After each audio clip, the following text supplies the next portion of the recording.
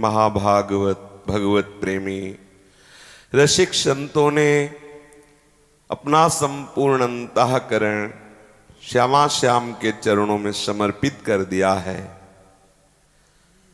जिनके शरीर की संपूर्ण चेष्टाएं तत्सुख भावना से अपने आराध्य देव के अनुकूल होती हैं, जिनकी ज्ञानेन्द्रियां एवं कर्मेंद्रियां शास्त्र सिद्धांत के अनुसार चलती हैं। उपासक जन रोज ये बात सुनते हैं लेकिन रोज इसके विरुद्ध आचरण करते हैं। अंतःकरण को श्री श्यामा श्याम के चरणों में समर्पित करने के लिए ही आपको प्रभु ने अवसर दिया है, इस माया प्रपंच से बाहर निकाला है। आप पुनः उसी माया के खेलों में अपने अंतःकरण को लगाए हुए हैं। आप आत्मघाती हैं।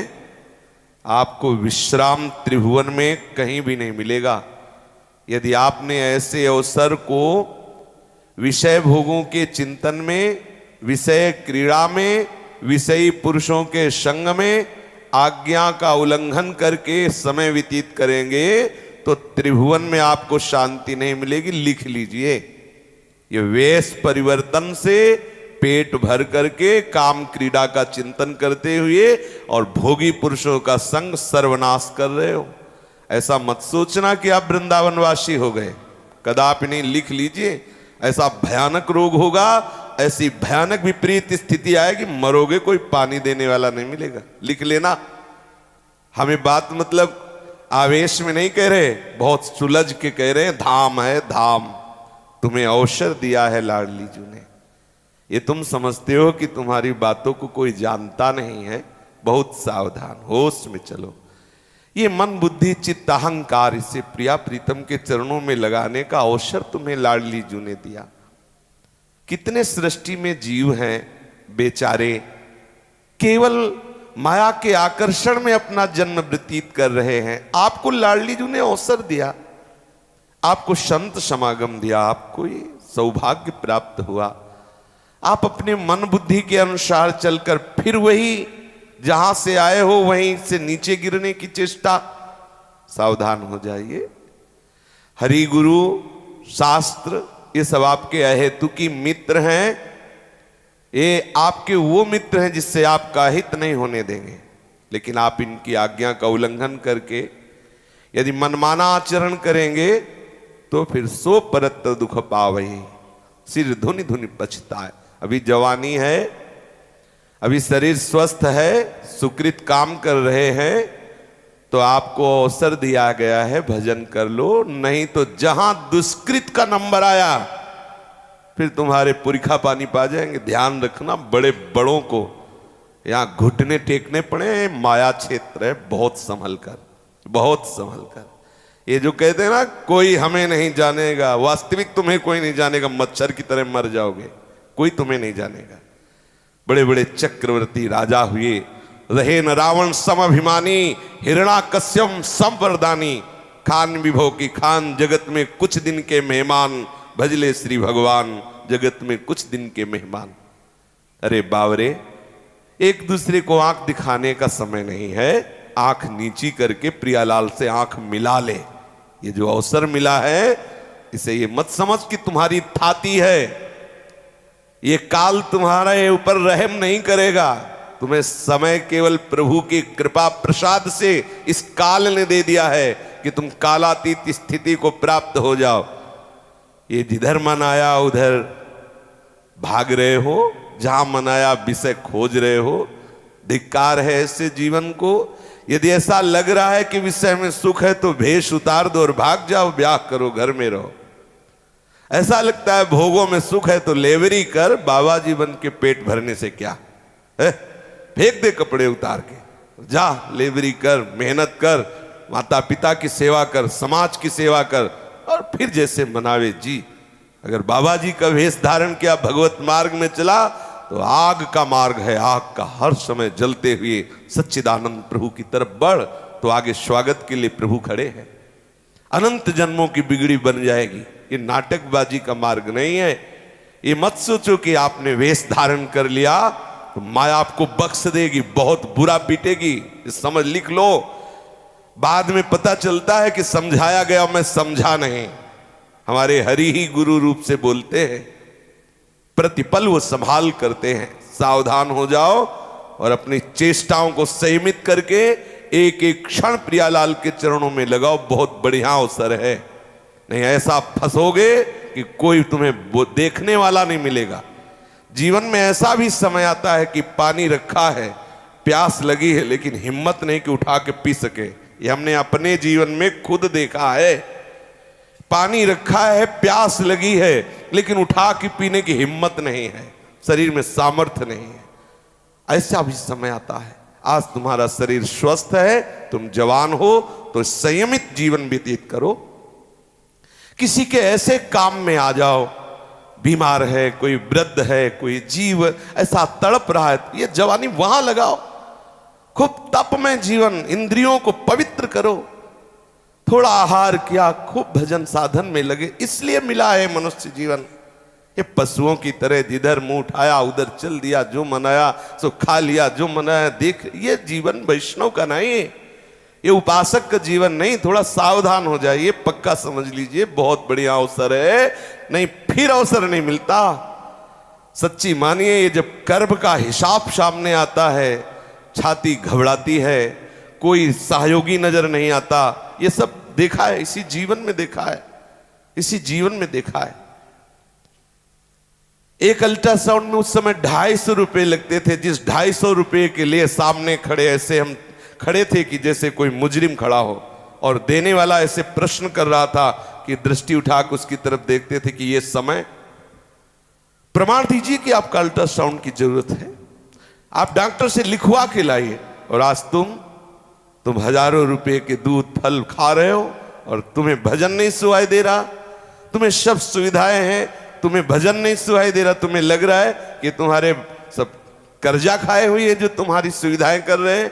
सावधान, ये सब पाप है, भोगना पड़ेगा।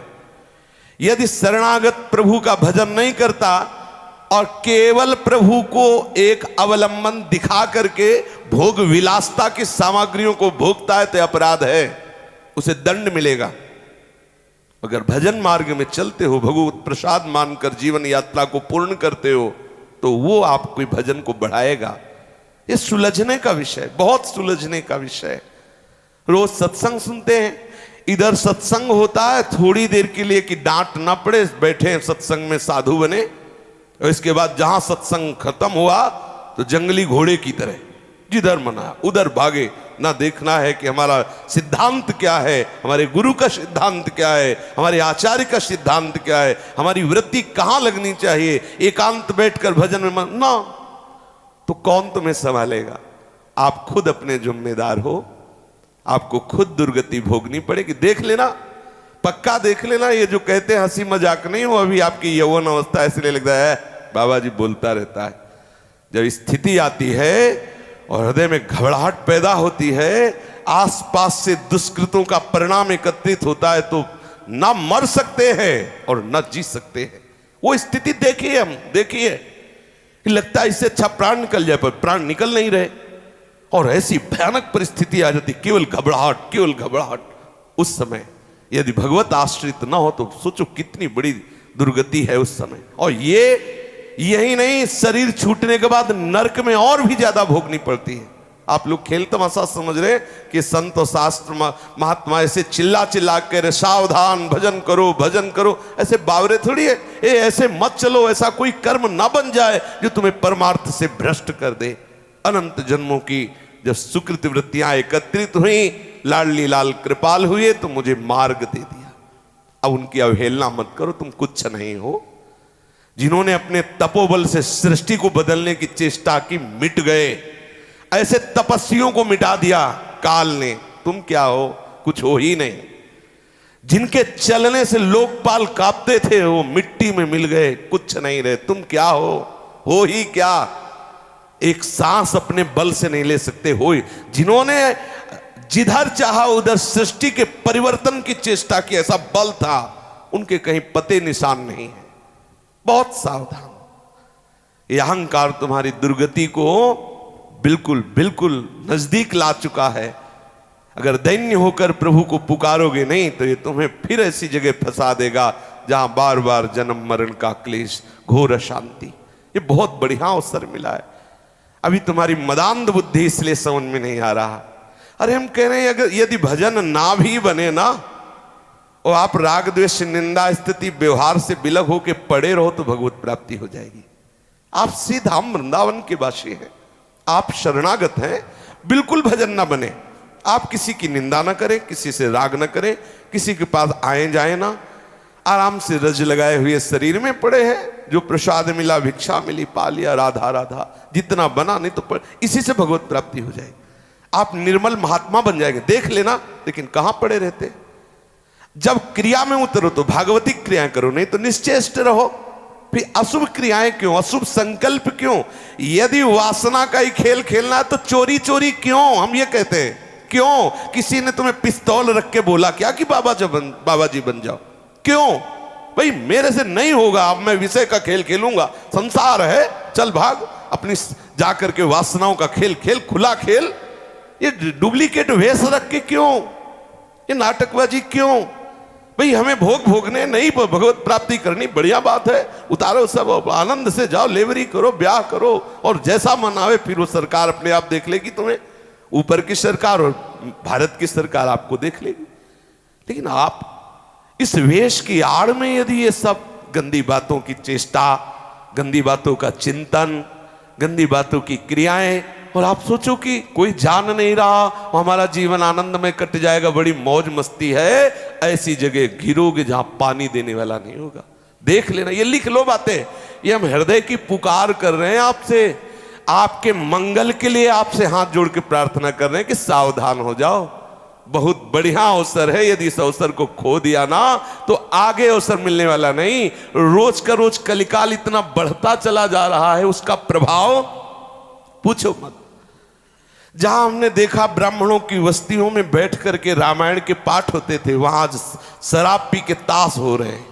जब उधर के लोग मिलते हैं और जहां केवल ब्राह्मणों की वस्ती ही, केवल ब्राह्मण लोगों के घर, उच्च कोटि के ब्राह्मण, जहां संतों को भगवान की तरह माना जाता था। आज के 30 वर्ष पहले की बात, जहां हर एक मोहल्ले में देखो तो दीपक टिमटिमा रहा है और वहां रामायण का पाठ हो रहा है। 10, 20, 50 लोग बैठे रामायण सुन रहे, कहीं भागवत हिंदी से सुधा सागर गा रहे, लोग बैठे सुन रहे, कहीं श्री कृष्ण गोविंद हरे मुरारे का कीर्तन। ये देखा है हमने, ये देखा है। वहीं के लोग आज आके बताते हैं कि कोई ऐसा ब्राह्मण का घर नहीं जो शराब न पीता हो, कोई ऐसे लोग नहीं जो शाम के बैठ करके ताश न खेलते। बदल गया क्षेत्र।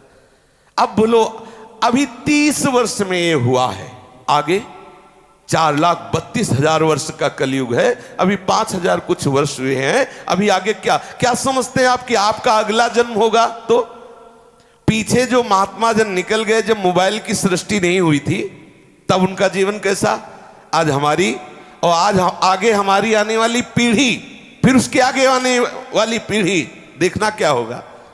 इसलिए सावधान हो जाइए। आपको बहुत बढ़िया अवसर मिला है।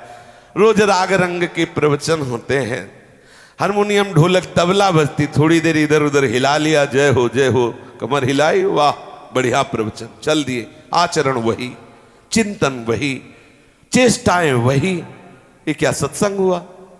ये क्या हुआ? वही दृष्टि, वही दृष्टि, मतलब स्त्री पुरुष का मिलन मतलब काम। कोई 4 पुरुष बैठे हुए बात कर मतलब काम चेष्टा। कैसा मलिन चिंतन, कैसी मलिन दृष्टि, कैसा व्यवहार बदलता चला जा रहा है। बिल्कुल बहुत आप समझ लीजिए, हम कह नहीं पा रहे, आगे ऐसा समय आएगा कि आप खुद भजन नहीं कर पाएंगे, ऐसा समय आएगा। आज जो आपको समय मिला है, आपको सहयोग मिला है, आप अपने जीवन को भगवत में बना लीजिए। आज के 40 वर्ष पहले जो वृंदावन का स्वरूप प्रगट में था, आज नहीं दिखाई दे रहा है। वृंदावन तो चिदानंद में है। चंद्र मिटे दिनकर मिटे, मिटे त्रिगुण विस्तार, दृढ़ व्रत श्री हरिवंश को मिटे न नित्य विहार। लेकिन जो प्रगट में जिधर देखो वीतराग परमहंस श्री जी के अनुराग में डूबे हुए, रजरानी लगाए हुए उन्मत्त जा रहे, जिनके दर्शन से वैराग्य प्रकट हो जाए। आज हमारी दशा क्या है? देखने से रजोगुण पैदा हो जाए। हम बदल रहे हैं, हमारी धारणाएं बदल रही, हमारे विचार बदल रहे, हमारी चाहत बदल रही, हमारी आवश्यकताएं बदल रही। जो बिल्कुल भजन विरोधी वृत्तियां हैं वो हमारी आवश्यकताएं हो रही। युग धर्म, लोगों का जो वातावरण का प्रभाव, वो हमें भजन नहीं करने देगा। देख लेना, क्योंकि हम पानी कहां पिएंगे, हम भोजन कहां पाएंगे, हम वस्त्र कहां पहनेंगे, इन्हीं के तो पहनेंगे, समाज के ही तो पहनेंगे। बोलो, हम जिनके यहां भिक्षा लेने जाते हैं वो शराब पी के दरवाजे में बैठे होते हैं, प्याज लहसुन और मांस आदि जो भक्षण करते हैं, अगर हम उनकी भिक्षा लेंगे तो हम क्या करेंगे? दुराचार प्रवृत्तियों का चिंतन अपने आप प्रारंभ हो जाएगा। हमारे द्वारा चेष्टाएं दुराचार की होने लगेंगी, क्योंकि आहार हमको वैसा मिल रहा है। धीरे धीरे धीरे धीरे क्या, जब धर्म नहीं, भगवान नाम नहीं, वो जब धन कमाएंगे अशुद्ध आचरण से मुझे देंगे, तो मेरे आचरण क्या होंगे, मेरा चिंतन क्या होगा? कितना बचोगे, कहां तक बचोगे?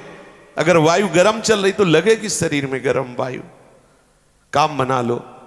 कलयुग की एक विशेष महिमा है कि जो 10,000 वर्ष साधना करने से नहीं प्राप्त होता, वो कम समय में प्राप्त हो जाता है। कलयुग की एक विशेष कृपा है, जो भगवान नाम चिंतन करके परम पद में बहुत शीघ्र आरूढ़ होते हैं। उसी परम पद को हजारों वर्ष कठोर तपस्या करने पर भी योगियों ने प्राप्त नहीं किया। यह कलयुग की विशेष महिमा है। हम सावधान हुए, हम बार बार हृदय की बात कहते, सावधान हो जाइए। ये प्रमाद किसी का कुछ नहीं बिगाड़ सकता, आप अपना बिगाड़ लेंगे। इस सृष्टि में भगवान ने ऐसी रचना रची है कि अगर आप एक थप्पड़ मारने की सामर्थ्य रखते तो उसी जगह आपको 5 थप्पड़ मारने वाले को भेज देंगे। अगर आप करोड़ों रुपया के स्वामी हैं तो ऐसे भी लोग आपके समीप भेज दिए जाएंगे जो आपको खरीद लें। यह सृष्टि है, यह सृष्टि है। यहां ऐसे अगर रावण चलता है तो हिलती थी भूमि, तो शास्त्राव अर्जुन जो कार्तिवीर कहा गया, ऐसे पकड़ लिया था, ऐसे जैसे कोई किसी पक्षी को पकड़ लिया, ऐसे। मतलब सृष्टि है। उसी शास्त्राव अर्जुन को ऐसे काट के फेंक दिया जैसे केला काट के फेंक दिया जाए भगवान परशुराम जी ने। वही भगवान परशुराम जी राम जी को देख करके जय जय करके सर झुकाकर एकदम अपने को शक्तिहीन महसूस करके, ये सृष्टि है, यहां एक से एक है। इसीलिए प्रभु अनंत, प्रभु की सृष्टि अनंत है, अनंत महिमा, अनंत माया, अनंत। सावधान हो जाओ, अपने जीवन को प्रभुमय बना लो, सच्ची मानिए। ये जितना कर्तव्य धर्म कर्म है, सब माया का नाटक है।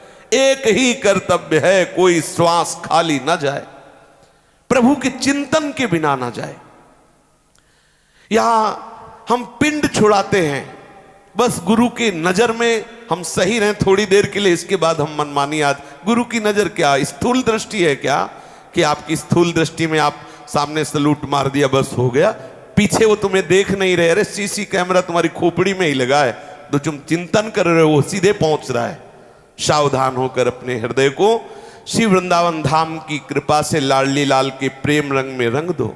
श्रीपाद प्रबोधानंद जी कहते हैं, सर्व दुख दशा घोरा वरम वृंदावने स्तुमे प्राकृता प्राकृता शेष विभूतिरपि नान्यतः यदि वृंदावन विंदाम्यपि तृणतां ते वनान्तेषु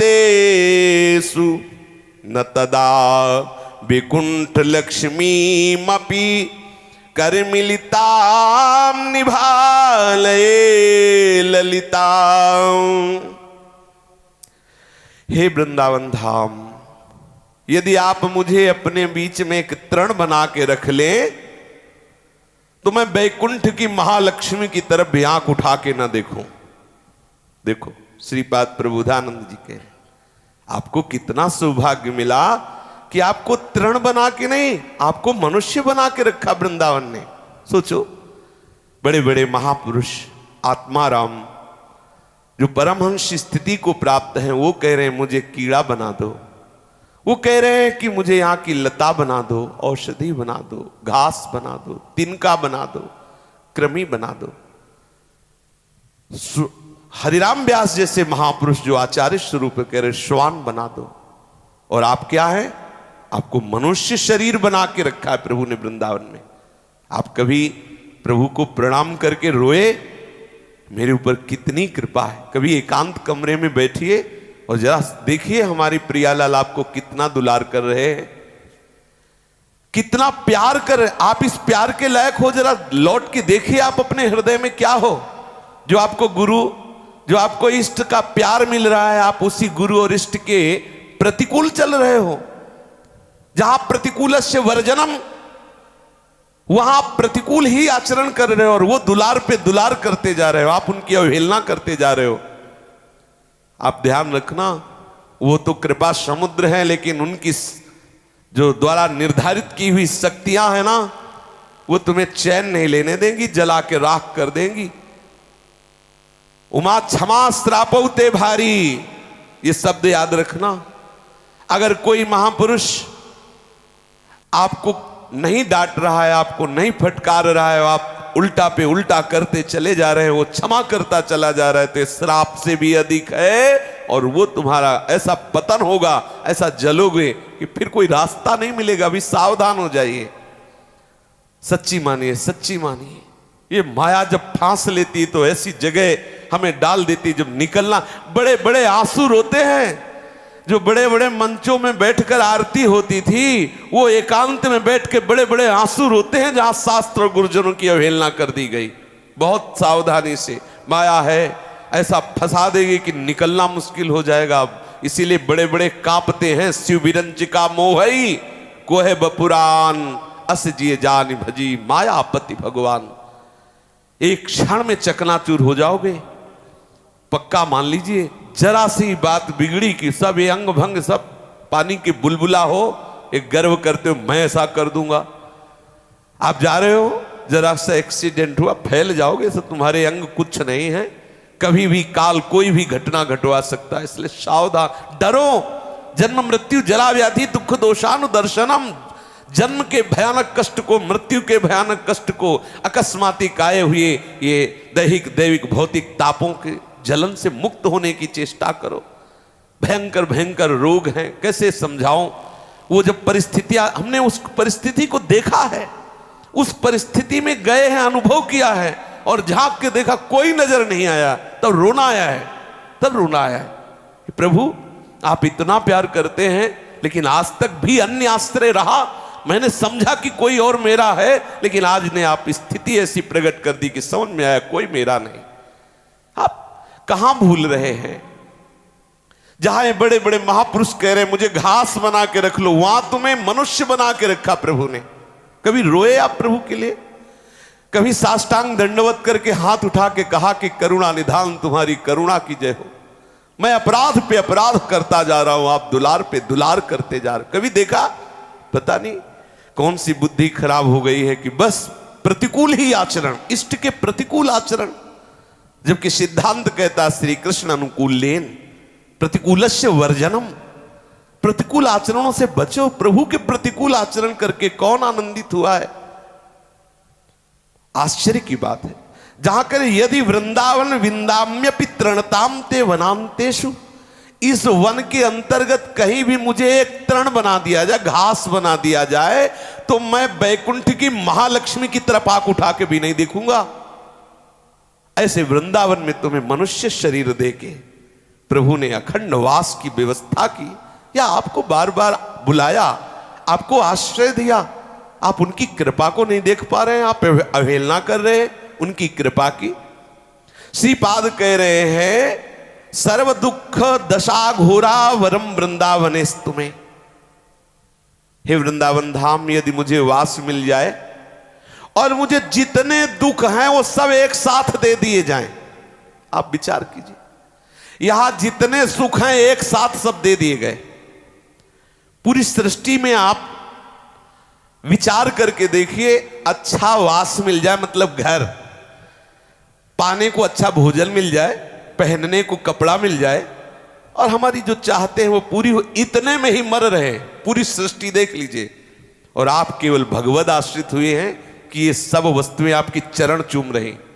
भजनानंदी, तपस्वी, योगी, ज्ञानी, ध्यानी कुछ नहीं है। आप देख लीजिए, आप केवल भगवद आश्रित, अंदर से हुए कि नहीं भगवान जाने, लेकिन बाहर से आप प्रभु के हुए तो ये वस्तुएं, जिन वस्तुओं के लिए लोग प्राणपण से ओवर टाइम कर रहे हैं, अच्छा कपड़ा मिल जाए, एक मकान अच्छा मिल जाए, थोड़ी कुछ मुद्राएं मिल जाए, थोड़ा जीवन, थोड़ा वो चीज आपके पास है, कैसे, क्यों ऐसा? आप विचार करो।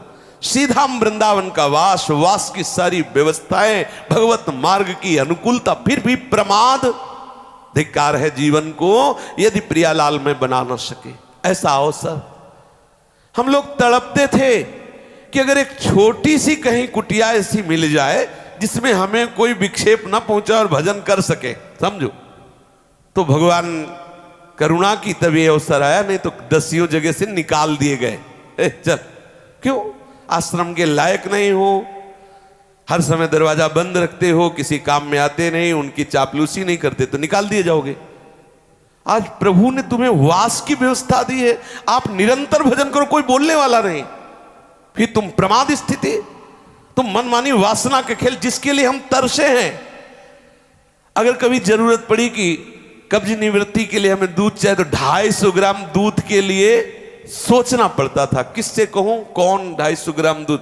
आज तुम्हें आधा लीटर दूध की व्यवस्था है, तुम भजन नहीं कर रहे, तुम्हें भोजन मिल रहा, तुम भजन नहीं कर रहे, तुम्हें वास की व्यवस्था, भजन नहीं, सोचो कितना बड़ा अहित कर रहे हो आप, कोई भी हो, सब व्यवस्था ठाकुर जी। वृंदावन में मुझे ऐसा नहीं लगता किसी को भोजन की व्यवस्था नहीं, वास की व्यवस्था नहीं, प्रतिदिन निर्माण है, प्रतिदिन निर्माण बढ़ ही रहे। हम तो प्रणाम करते हैं कलयुग को कि जो आज के 500 वर्ष बड़े बड़े महापुरुषों के लिए दुर्लभ था वृंदावन वास, वो हम जैसे विषयी पुरुषों के लिए सुलभ हो गया। कोई भी आके रहो, हर सुविधा है, नहीं तो दुर्लभ वास था वृंदावन का। इतने बड़े बड़े मच्छर और ब्रजवासियों की गाली, किसी की हिम्मत नहीं थी जल्दी, बिना सिद्ध परिकर के यहाँ कोई टिक नहीं सकता, और हम विषयों के लिए भी आज व्यवस्था कर दी वृंदावन धाम ने। बहुत सावधान, सच्ची मानिए, हृदय की बात आपको कहते, पुकार कर रहे कि आप सावधान हो जाइए। आप जिसमें प्रमाद स्थिति में जी रहे हैं वही स्थिति आपको कहां पहुंचा देगी आपको पता नहीं। आपको लगता है तो प्रवचन हो रहा है, हम बोल नहीं रहे, हृदय खोल के तुम्हारे सामने रख रहे हैं। ये जो तुम देख रहे हो ना, ये सब माया की चकाचौंध है, बिजली की तरह चमकी और चली गई। सच्चा उपासक वही कि उस चमक में प्रियालाल की चमक देख ले, नहीं तो गई आंखें। ये चकाचौंध अंधा कर देगी, मदांध करके विषयों में फंसा देगी। लेकिन जो हरि का जमूरा है उसको ये सब जादू के तमाशे मोहित नहीं कर सकते। जो हरि का शरणागत है, जैसे जमूरे के ऊपर जादूगर का तमाशा काम नहीं करता, ऐसे शरणागत के ऊपर हरि के ये जितने माया जाल है सब काम नहीं करते। मामे प्रपद्यन्ते तो माया में ताम तरंती थे। सीधा वृंदावन का मुझे वास दे दो, चाहे जितना घोर विपत्ति दो, हम कभी आपसे शिकायत नहीं करेंगे। और वृंदावन के बाहर चाहे प्राकृतिक अप्राकृतिक कोई भी ऐश्वर्य मिले, मैं कभी आंख उठा के नहीं देखूंगा। जरा विचार कीजिए, किस वृंदावन धाम में आपको कैसे वास दिया श्री जी ने, जहां श्रीपाद कह रहे कि अगर तिनका भी बना दो तो वैकुंठ की महालक्ष्मी की तरफ भी आंख ना उठाऊं। अगर वृंदावन वास दे दो तो घोर दुख में भी मैं दूसरी बात आपसे नहीं कहूंगा कि मेरा दुख हटा दो। प्राकृतिक अप्राकृतिक जितना भी ऐश्वर्य है, अगर वो वृंदावन छोड़ के मिलता है तो मैं उस ऐश्वर्य के लिए कदम नहीं बढ़ाऊंगा और वृंदावन में घोर विपत्ति सहूंगा।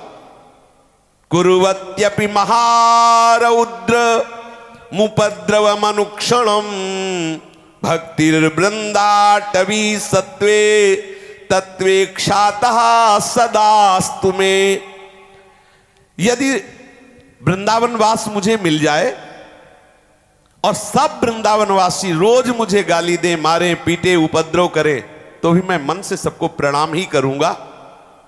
सबको यही देखूंगा कि मेरे प्रियाजू की कृपा पात्र जन हैं, ये कोई ऐसी लीला कर रहे हैं जिससे मैं पवित्र हो रहा हूं, बहुत अपराधी रहा हूं।